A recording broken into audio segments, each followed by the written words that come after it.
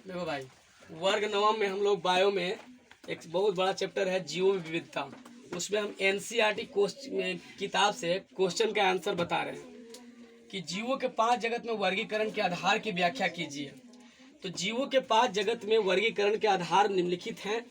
पहला है प्रोकैरियोटिक अथवा यूकैरियोटिक कोशिका, अर्थात जिन कोशिका में कोशिकांग, केंद्रक, माइटोकॉन्ड्रिया तथा कोशिका झिल्ली युक्त नहीं होता, वे प्रोकैरियोटिक के अंतर्गत आते हैं।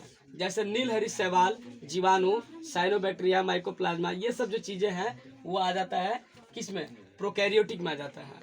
और जिसमें कोशिकांग, केंद्रक तथा झिल्ली युक्त कोशिका होता है वे यूकैरियोटिक के अंतर्गत आते हैं, है ना। जिसमें हम कह सकते हैं सभी पादप और जंतु, हम लोग जितना भी जंतु हैं या पेड़ पौधा है वो सब आ जाता है किसमें?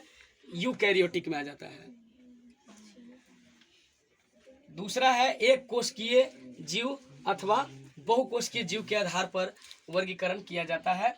अर्थात आप समझ रहे हैं अमीबा, पैरामीशियम, आपको पढ़ाई के बताया गया है बीच में कि हाँ अमीबा और पैरामीशियम जो है उनका शरीर एक ही कोशिका का बना होता है। सारा जो शरीर होता है, जितना भी कार्य का संपादन होता है वो केवल एक ही कोशिका में होता है।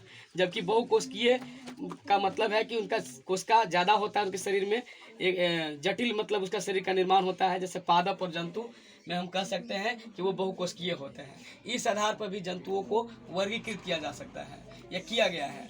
तीसरा है कोशिका और कोशिका भित्ति की उपस्थिति अथवा अनुपस्थिति, अर्थात कोशिका भित्ति है तो वह पादप वर्ग में आते हैं, वहीं यदि वह नहीं है तो वह जंतु वर्ग में आते हैं।